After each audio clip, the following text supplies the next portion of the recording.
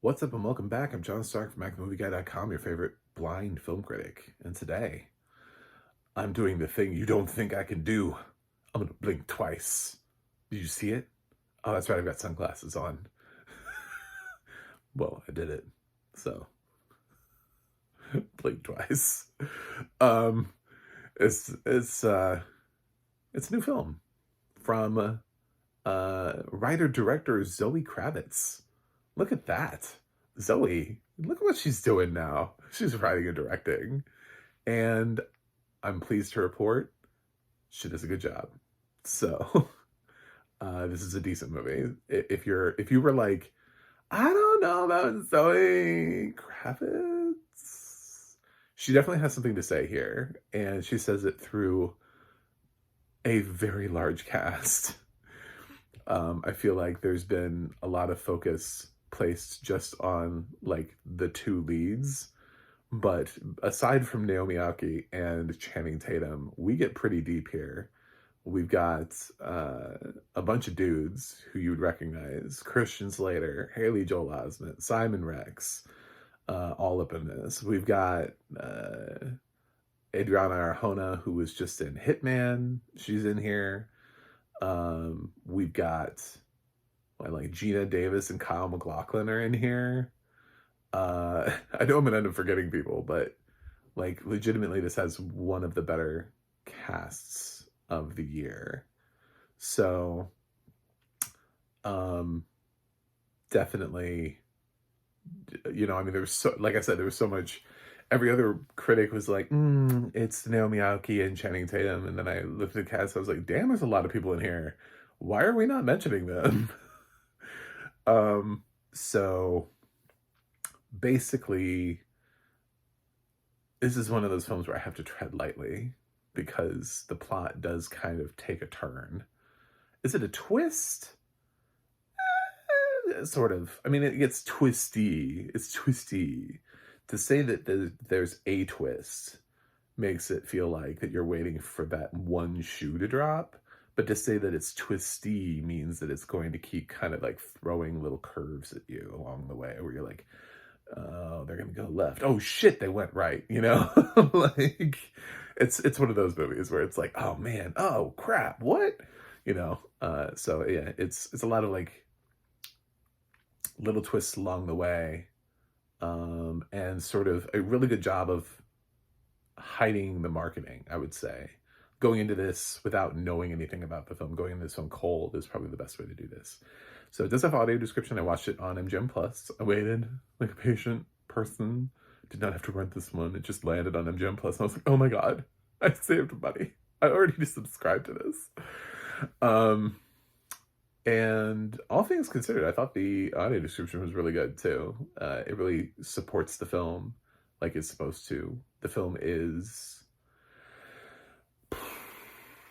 a thriller of many kinds. Just think of thriller as like a general, but I mean, any subgenre I would give it would just be assigning another word to thriller. So thriller is a pretty good catch-all for everything that it is. There's this tech billionaire played by Channing Tatum. Seems charming. He meets this cocktail waitress at a party played by Naomi Aki and invites her, to go party on this island, private island, I think. And so she does. Because for her, she's like, oh my God, this is great. I get to go party with rich people or something. I don't know. Whatever. Like, it seems enticing to her. She's just a cocktail waitress. And a billionaire is like, come party. First of all, I would have been like, danger, Will Robinson. What? You think he just wants to hang? Like, of course. We live in a world of informed consent, but we're assuming that means everybody plays by those rules. If I was Naomi Aoki, I'd be like, I don't know. I feel like the power balance is not right here. Like, this is... And then the movie would have ended, and then it would be... Zoe Kravitz's movie would have just stopped. Um, but thus Naomi goes, and the movie begins. And it gets kind of interesting. We see there's a group, so it's not just her and Channing alone on alone on an island together. There's like a large group of dudes and dudettes, as it were, and things seem fine, and then not, and then they keep like there are these little like glimmers. It's like something's trying to break through and like let primarily Naomi Aoki. I think probably the next largest girl is Adriana Arjona here in terms of the role. There's another girl, I forgot the name of the actress, who plays sort of like Naomi's friend, who shows up too. And things just sort of start breaking through and giving them pause. And that's kind of where I have to stop because I don't want to ruin the film. I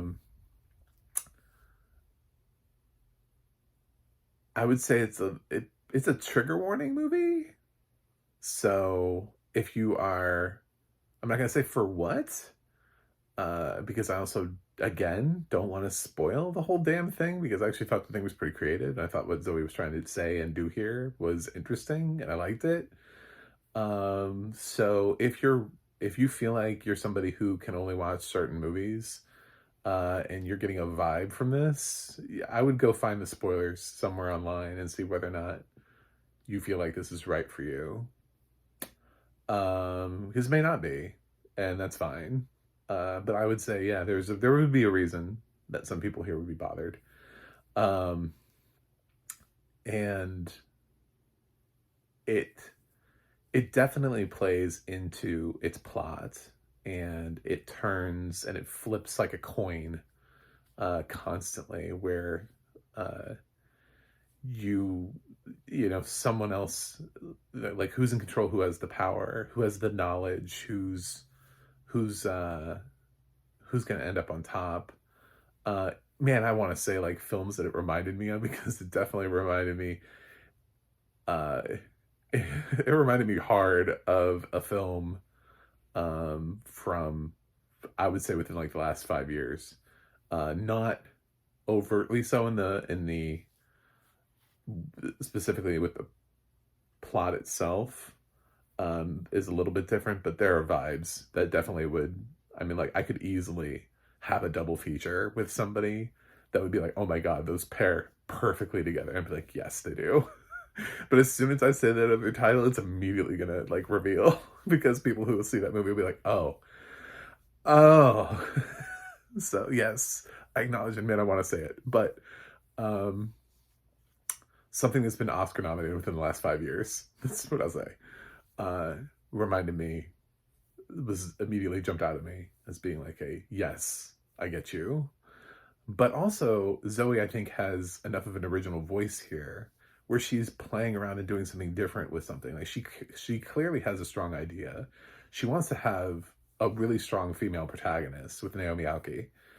And she's chosen a great actress because Naomi was pretty fantastic in I Want to Dance with Somebody.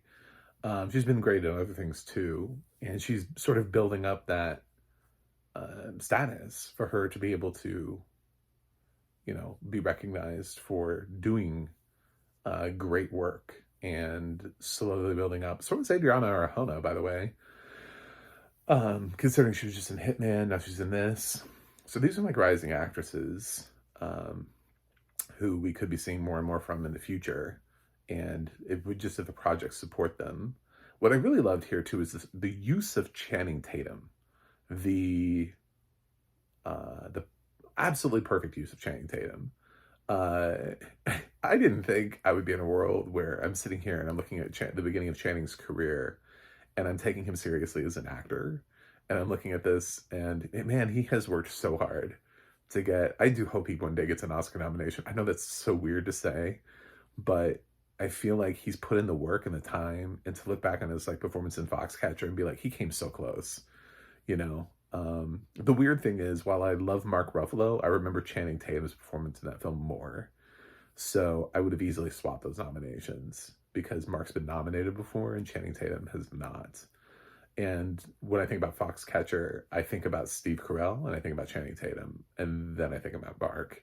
So he's like third for me, mainly because Mark Ruffalo has 27 different performances that are better than that across his wide array of films. So, yeah, he's given a character here that I liked how it sort of challenged the perception of what is a Channing Tatum role. What kind of roles can we offer Channing Tatum? What kind of roles does the audience expect Channing Tatum to play? And I think for so many people who have gotten to experience their version of Channing Tatum, like their idyllic version of Channing Tatum, this film is gonna throw them a little bit, and that's what I like about it. So I think for Zoey to cast Channing in this role is really great. And honestly, when you look at the guys, even like Haley Joel Osment being in there is just like kind of great. It's like, this is kind of like solid casting across the board. Gives you kind of a mix of personalities and types. So good job on that. Yeah, I think this is definitely a film that if you like twisty films, I've done this a couple times. I'm not really trying to jump out of films, but there have been some films this year where I really feel like I'm really trying to carefully step around them and not talk too much about them, but I do really like them. Other films, that jump out at me as being like, how do I talk about this film? Obviously, like Cuckoo, I felt like I don't want to reveal all of Cuckoo because I liked Cuckoo and I liked where it went, and I didn't want to do that.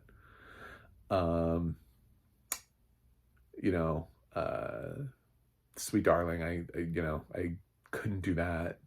Obviously, Cadu Lake is like based around one thing. So I mean, like, and this kind of falls into that category of the buck stops somewhere, and then you just have to explore it for yourself. Either take my recommendation or don't. Is this going to be like a Best Picture nomination? No. I think what would be really interesting to see would be Zoe Kravitz be recognized for first feature. I think that would be interesting. Or I don't know if this is also her first screenplay, but if she was recognized for either one of those awards, that would be where I think the film could really land something that was really impressive. Would be if somebody looked at this and they were like, you know what? But they rarely do that with actors. They rarely ever go, oh yeah, you have something to say. But I like the fact that Zoe clearly she has something on her mind and she wants to say it. Now, I don't know if she's always going to have that for every single one of her films. This film is so clearly in line with a vision that she has that this may be a one-off for her and she may never be able to recreate this again. She may be constantly chasing Blink Twice for every single film. I don't know if she has this much to say every single time she steps to the plate, but this time it worked. I like Blink Twice. I thought it was a good thriller. I'm going to give it a B+. So I recommend it. It might get a little weird towards the end for people. But then again, I see everybody they're like, the substance is so weird at the end, and it's my favorite movie. So, I've heard it described to me. It sounds nuts. I haven't seen The Substance, at least as a recording of this Blink Twice video. So, if y'all can accept what you're telling me The Substance is, I think you should be fine with this. This is not even half of what people keep trying to tell me about The Substance. So, yeah, it's not even, well, it's not horror first. Well, not really. It's not horror in this, but, it does take some leaps of faith that you'll have to go on. Anyway, that's it. Thanks for watching. Thanks for subscribing. And I'm glad I saw this. I'll see you guys on the other side.